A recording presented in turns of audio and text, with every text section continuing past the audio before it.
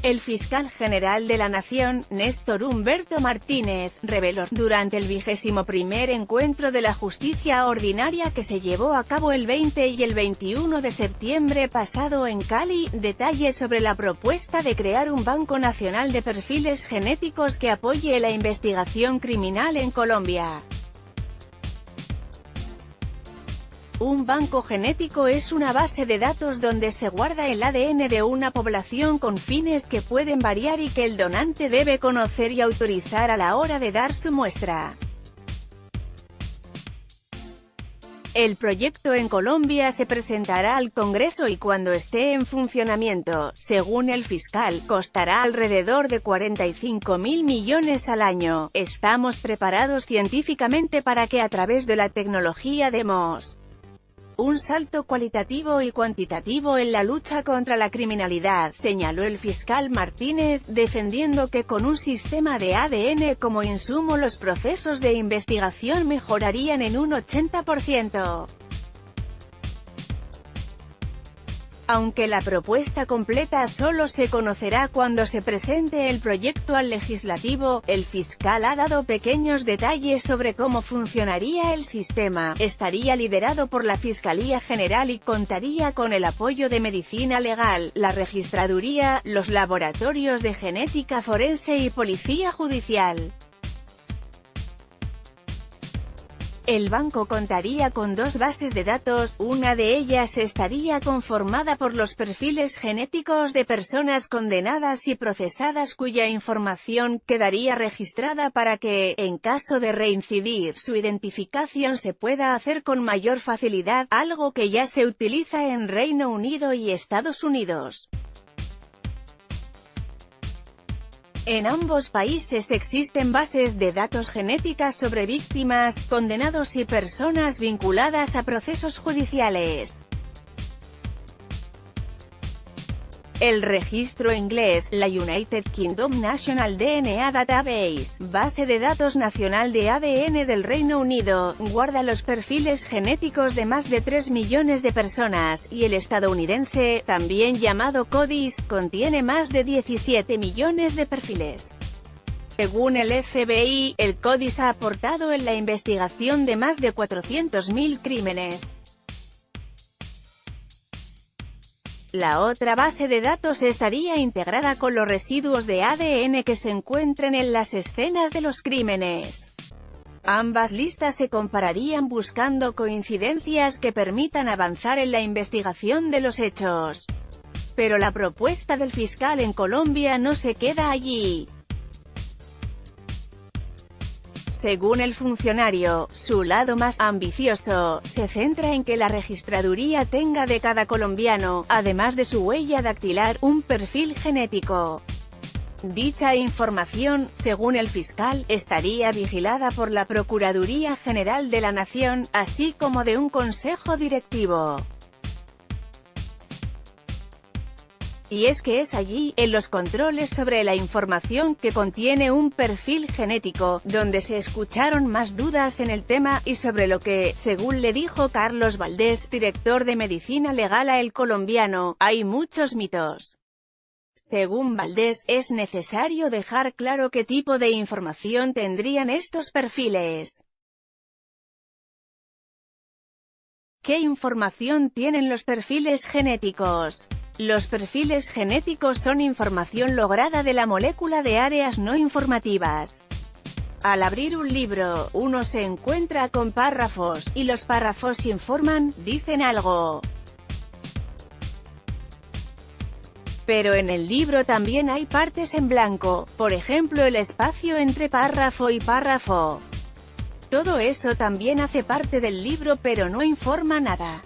En el ADN pasa lo mismo. Nosotros estudiamos eso, las partes que no informan, dice Valdés. Con él concuerda Alexandra Ibarra, especialista en genética forense y directora de Identigen, un laboratorio de investigación genética de la Universidad de Antioquia. Dentro del ADN hay lo que llamamos marcadores. Hay de muchos tipos, y uno de ellos es lo que denominan los neutrales. No dan información personal de las personas, ni su color de ojos, ni si tienen alguna enfermedad o su color de piel. Esos son los marcadores que se utilizan para conformar perfiles genéticos. Para ambos, la genética es el futuro. ¿Se imagina cuánto dolor podríamos evitar o ahorrar si la identificación de responsables de delitos o desaparecidos fuera más eficiente?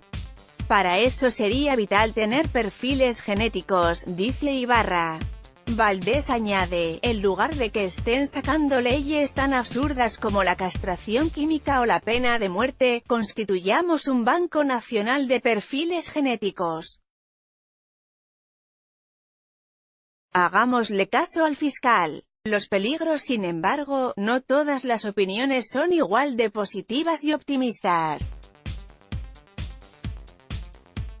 Para Mariana Herrera Piñero, directora del Banco Nacional de Datos Genéticos de Argentina, una institución dedicada a la búsqueda de los desaparecidos de la dictadura argentina, la sociedad corre el peligro de avanzar peligrosamente hacia un control excesivo.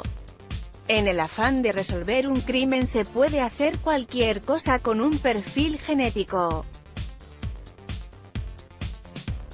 Y ahora es muy complejo porque las tecnologías han avanzado tanto que uno puede apoyar los dedos sobre una mesa y dejar el ADN pegado ahí y si después se comete un crimen en ese lugar podrían inculpar a una persona inocente de haberlo cometido.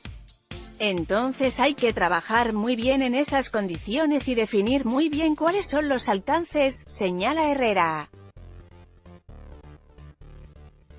Para esto último, la doctora Herrera considera vital la conformación de una comisión nacional donde se reúna a expertos en el tema, del sector académico y civil, que hagan un seguimiento a por qué y para qué se usan esos datos. Son ellos, comité, los que tienen que velar por que esos objetivos se cumplan y se respeten. Hay mucho escrito, lo que pasa es que a la hora de trabajar, se olvida lo que está escrito. Esa comisión nacional tiene que estar aceptada y nombrada para definir todos los aspectos que regulan esos datos. Estas preocupaciones, dice Herrera, son más normales en el uso de la genética en el campo judicial. Si el objetivo es la búsqueda de desaparecidos como en Argentina, sostiene que los miedos son menos peligrosos. En Colombia también existe un banco genético para la búsqueda de desaparecidos. Lo dirigen Medicina Legal y la Fiscalía. La genética en busca de los desaparecidos en Colombia. La posibilidad de contar con un banco de perfiles genéticos para la búsqueda de desaparecidos se consagró en la Ley 1408 de 2010. Por medio de ella se dictaron medidas para dos cosas: rendir homenaje a las víctimas del delito de desaparición forzada y lograr su localización e identificación. En su artículo 4 dicha ley señala la creación, a cargo al Estado y bajo la dirección y coordinación de la Fiscalía General de la Nación, de un banco de perfiles genéticos de desaparecidos de Colombia, y posteriormente da una serie de determinaciones que el Congreso debería abordar y reglamentar en un posterior decreto. 5 años después vio la luz el Decreto 0303 que reglamentó el funcionamiento del Banco Genético de Desaparecidos. En sus capítulos 4, 5 y 6 define el objetivo, la dirección y la estructura de esta institución. En primer lugar, el banco se crea para administrar y procesar la información de los perfiles genéticos obtenidos de las personas, cuerpos o restos humanos de las víctimas de desaparición y de las muestras biológicas de referencia tomadas a los familiares de estas. Carlos Valdés, director de Medicina Legal, le explicó a este diario el funcionamiento del banco. Todo el sistema tiene cerebro, que es el CODIS, un software diseñado por el FBI que el gobierno norteamericano donó a varios países. El CODIS nos permite almacenar dos listas de perfiles genéticos, una sobre los cuerpos esqueletizados que son estudiados por el instituto, y otra de familiares de personas desaparecidas. En la primera lista se cuenta hoy con alrededor de 4.500 perfiles. En la segunda, donde se guarda la información de los familiares que esperan saber del paradero de sus seres queridos, hay alrededor de 40.000 perfiles, cifras muy bajas para un país que, según los cálculos que tenemos aquí, tiene en los cementerios más de 200.000 cuerpos en condición de no identificados, dice Valdés. Para la recolección del ADN que permitió construir estos perfiles, Medicina Legal y los otros laboratorios que colaboran con ella, contaron con un consentimiento informado y por escrito de las personas que accedían a dar sus muestras, mediante un procedimiento gratuito. De igual forma, la ley es clara en determinar que ese permiso se puede revocar en cualquier momento, con lo que se procederá a destruir el perfil y las muestras genéticas respectivas con ambas listas. El CODIS hace una correlación donde busca coincidencias. Cuando las hay, emite una alerta que Medicina Legal retoma para hacer estudios más exhaustivos que permitan comprobar si en efecto se puede confirmar una relación. Solo el año pasado se lograron 153 coincidencias que permitieron que ese mismo número de familias pudieran por fin saber qué pasó con sus desaparecidos. Algunas de las más sonadas tienen relación con el Holocausto del Palacio de Justicia. Tal es el caso de Luz Mary Portela, una mujer cuyo nombre permaneció en la lista de desaparecidos por más de 3 décadas, y que gracias a este banco genético fue identificada en 2015. Este banco es la médula espinal de todos los procesos de búsqueda de desaparecidos en Colombia. Hay personas que desaparecieron hace décadas, y de las que seguramente solo vamos a hallar cuerpos esqueletizados, por lo que las dificultades para su reconocimiento son mayúsculas. La esperanza para muchos de los familiares de personas desaparecidas es fortalecer cada día más este banco, finaliza Valdés.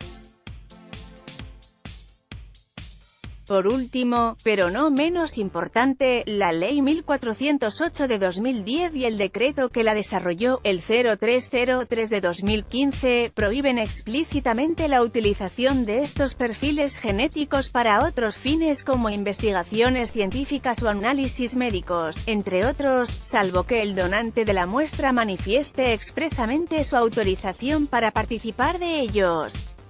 Esta es razón por la cual, precisamente, el fiscal y el gobierno deben tramitar otra ley que permita utilizar ciencia genética para fines dentro de procesos judiciales y, en caso de ser aprobada, recoger de cero las muestras para la construcción de estos perfiles.